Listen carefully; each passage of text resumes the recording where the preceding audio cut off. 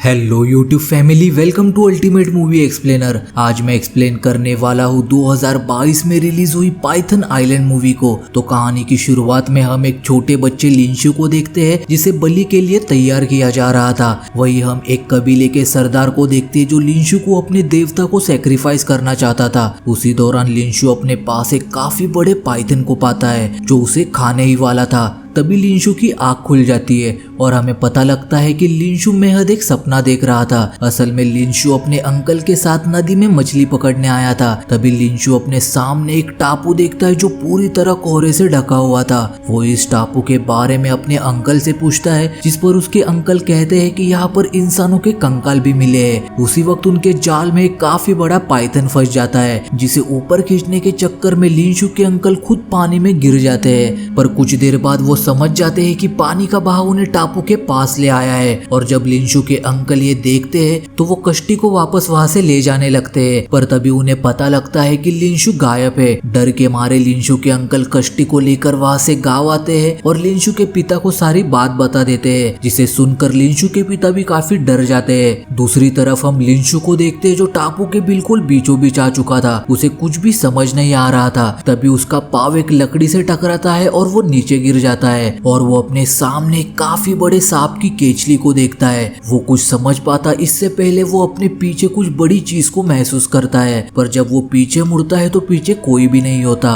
तभी एक जंगली पौधा लिंशु पर अटैक करके उसे फंसा लेता है। लिंशु अपने सामने इंसानी कंकाल देखकर काफी डर चुका था और वो समझ चुका था कि उसकी जान खतरे में है। लिंशु ऊपर देखता है कि वो जंगली पौधा उसे मारने ही वाला है। सीन कट होता है और हम लिंशु के माता पिता को देखते हैं जो उस टापू पर जाने की तैयारी कर रहे थे। और लिंशु के पिता ने पैसे देकर एक आदमी को अपने साथ चलने के लिए भी कहा था ताकि वो लिंशु को ढूंढने में उनकी मदद करे। वो आदमी अपने साथियों के साथ उस टापू पर जाने के लिए तैयार हो जाता है क्योंकि उसका मानना था कि उस टापू पर काफी कीमती पौधे पाए जाते हैं। तभी वहाँ कुछ लोगों के साथ गाँव का एक बूढ़ा आदमी आता है और उन्हें वहाँ जाने से मना करता है। वो उनसे कहता है कि वहाँ मत जाओ, वो पूरा टापू शापित है और उस टापू की हिफाजत एक काला पाइथन कर रहा है। जो भी वहाँ गया वो जिंदा लौट कर नहीं आया। पर लिंशु के माता पिता उस बूढ़े आदमी की बात को नजरअंदाज करके लिंशु को ढूंढने टापू की तरफ बढ़ने लगते हैं। जब वो सब टापू पर पहुंच जाते हैं तब एक आदमी अपने साथी से कोई भी कीमती चीज मिले वो उसे लेने के लिए कहता है। उस आदमी के साथी को वहाँ एक काफी खूबसूरत लाल रंग का फूल मिलता है, जिसे तोड़ने के लिए जैसे ही वो जाता है वहाँ एक बड़ा ब्लैक पाइथन आकर उसे मार देता है, जिसकी चीख सभी लोग सुनते हैं। उसी दौरान लिंशु की मॉम को लिंशु का एक शू मिलता है। तभी ब्लैक पाइथन आकर उन सब पर भी हमला कर देता है। जब वो सभी भाग रहे होते हैं तभी एक जंगली पौधा उन सबको एक गुफा के अंदर गिरा देता है। गुफा के अंदर आने पर लिंशु के अंकल बताते हैं कि यहाँ एक राज छिपा हुआ है। अगर कोई भी उस राज को जान ले तो वो इंसान अमर हो जाएगा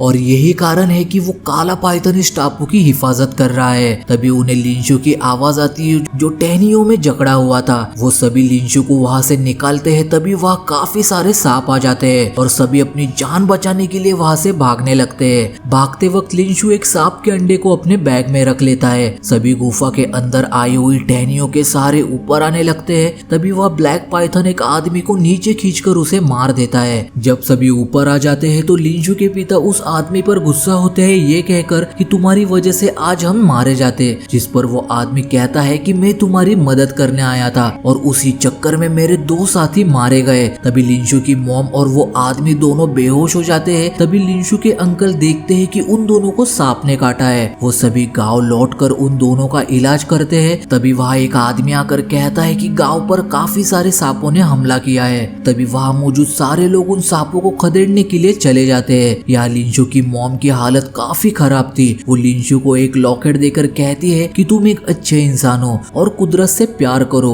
ये कहकर लिंशु की मॉम अपना दम तोड़ देती है। नेक्स्ट सीन में लिंशु नोटिस करता है कि जो अंडा उसने टापू से लाया हुआ था वो टूट चुका है और उस अंडे के अंदर से एक गोल्डन पाइथन का बच्चा निकलता है, जिसे देखकर वो काफी खुश होता है और उसे अपने पास रखने का फैसला करता है। एक दिन लिंशु के पिता देखते हैं कि लिंशु सांप से बातें कर रहा है। ये देखकर वो फौरन लिंशु को उस सांप को छोड़ने के लिए कहते हैं, पर लिंशु को ये मंजूर नहीं था। इसलिए लिंशु गोल्डन पाइथन के उस बच्चे को बैग में रखकर घर से भाग जाता है और नदी के किनारे आकर गोल्डन पाइथन को छोड़कर उसे जाने के लिए कहता है, पर गोल्डन पाइथन लिंशु से दूर नहीं जाना चाहता था। तभी पीछे से लोगों की चीखें सुनाई देती है जो लिंशु को ढूंढने आए थे। तभी पानी से काफी सारे सांप भी बाहर आ जाते हैं। लिंशु को मुसीबत से बचाने के लिए गोल्डन पाइथन पानी के अंदर चला जाता है, जिसके बाद सारे सांप भी वहां से चले जाते हैं। तभी उनमें से एक नीचे गिरकर तड़पने लगता है और कहानी शिफ्ट होती है 10 साल बाद, जहाँ लिंशु अब बड़ा हो चुका था और वो एक लैब में एज अ बायोलॉजिस्ट काम करता है। साथ ही वो उन सिंबल्स पर भी रिसर्च कर रहा है जो उसे 10 साल पहले उस गुफा में मिले थे। तभी लिंशु को अपने अंकल का कॉल आता है, जो लिंशु को बताते हैं कि गांव में लोग बीमार पड़ रहे हैं, जिसका इलाज तुम्हें जल्द से जल्द ढूंढना होगा। लिंशु ने अपना गांव छोड़ दिया था क्योंकि वो अपने पिता से नाराज था, क्योंकि उन्हीं की वजह से उसे गोल्डन पाइथन से दूर होना पड़ा। जिसके बाद हम लिंशु को एक मीटिंग में देखते हैं जहाँ कंपनी की बॉस उसे बताती है कि हमें एक पौधे की तलाश है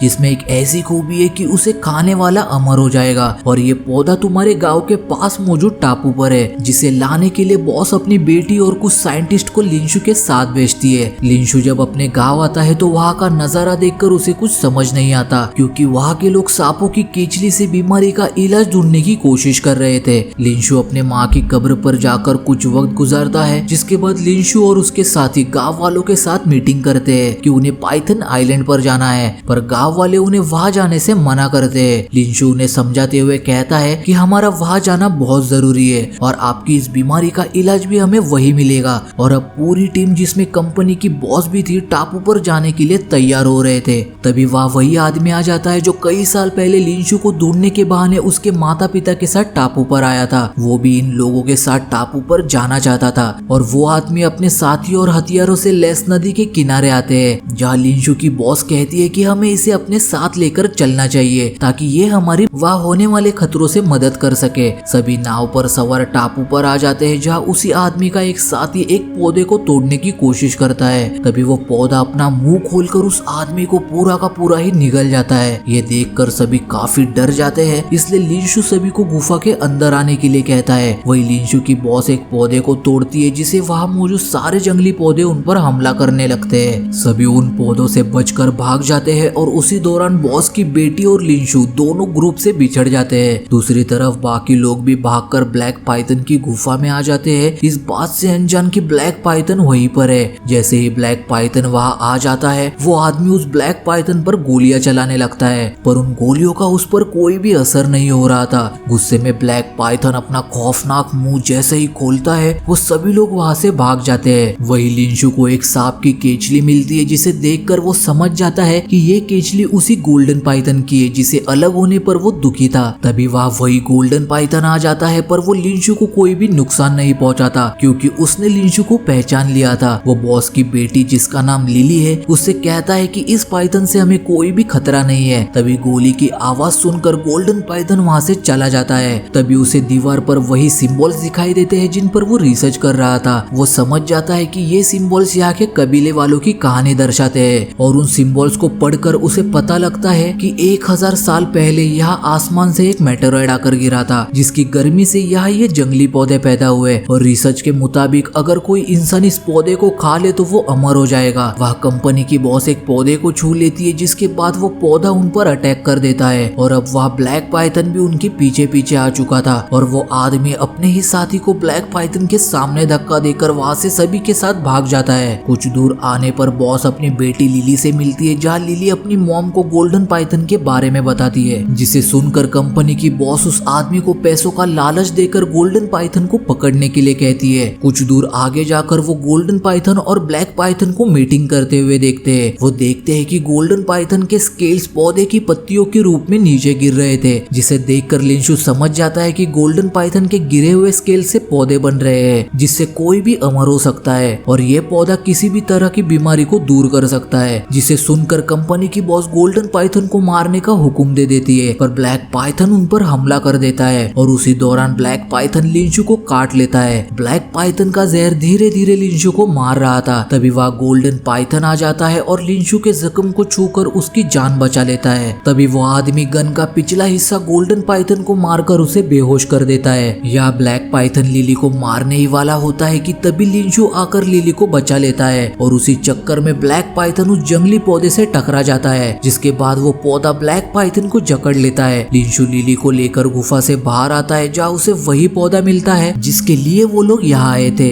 लिंशु उस पौधे को तोड़कर अपने जेब में रख लेता है। सब बाहर आते हैं, तभी कंपनी का मैनेजर बॉस से कहता है कि तुम्हें अमर होने के लिए गोल्डन पाइथन को खाना होगा। ये सुनते ही वो आदमी गोल्डन पाइथन को मारने जाता है। तभी गोल्डन पाइथन होश में आता है और उस आदमी को जकड़कर उसे काट लेता है। तभी लिंशु को अपनी मॉम की कही हुई बात याद आती है कि तुम्हें कच्चे इंसान हो, और यही सोचकर वो उस पौधे को उस आदमी को खिला देता है। जैसे ही वो उस पौधे का पत्ता खाता है उसमें इतनी ताकत आ जाती है कि वो लिंशु को पकड़कर दूर फेंक देता है। अब लिंशु के पिता और अंकल भी लिंशु को बचाने वहां आ जाते हैं। तभी फिर से एक बार गोल्डन पाइथन उस आदमी को जकड़ लेता है, पर इस बार वो आदमी गोल्डन पाइथन का ही खून पी लेता है, जिस वजह से उसकी ताकत और बढ़ गई थी। यहाँ वो आदमी एक बात रिवील करता है कि गांव में बीमारी मैंने ही फैलाई थी ताकि मैं गांव वालों से पैसे निकाल सकूं। यह कहकर वो आदमी लिंशु पर फिर से एक बार हमला करता है। जैसे ही वो चाकू से लिंशु को मारने जाता है, लिंशु के पिता बीच में आ जाते हैं और चाकू लगने की वजह से उनकी वहीं पर मौत हो जाती है। अब उस आदमी के स्किन पर रिएक्शन होने लगता है और लिंशु को कबीले वालों के गायब होने का राज पता चलता है कि उन्होंने भी इस पौधे को खाकर सांप का खून पिया था, जिस वजह से सभी मारे गए। अब यह आदमी पूरी तरह पागलों की तरह सबको मारने लगता है, इसलिए कंपनी की बॉस अपनी बेटी लिली को वहां से लेकर चली जाती है। और इससे पहले कि लिली लिंशु को आकर उस आदमी से बचाती, वो आदमी लिंशु को शूट कर देता है। पर लिंशु को कुछ भी नहीं होता क्योंकि उसके पॉकेट में वही लॉकेट था जो उसके मॉम ने मरने से पहले उसे दिया था, और गोली उसी लॉकेट को लगी थी, जिस वजह से उसकी जान बच गई। तभी वह ब्लैक पाइथन आकर उस आदमी को पूरा का पूरा ही निगल जाता है। अब पूरा टापू भी तबाह होने लगता है। यही अब जख्मी हालत में गोल्डन पाइथन आकर सभी को यहाँ से निकलने का रास्ता दिखाते हुए नदी के किनारे ले आता है। लिंशु अपने पास मौजूद उस पौधे को गोल्डन पाइथन को खिलाने का ठान लेता है। कंपनी की बॉस लिंशु को पैसों का लालच देती है और पौधा उसे देने के लिए कहती है, पर इस बार लिंशु लालच में नहीं आता और वो उस पौधे को उस गोल्डन पाइथन को खिला देता है, जिसके बाद सभी वहाँ से चले जाते हैं। लिली लिंशु से प्यार करने लगी थी, इसलिए वो दोनों यही रहकर गांव वालों का इलाज करने लगते हैं। और इसके साथ ही ये मूवी यहीं पर एंड हो जाती है।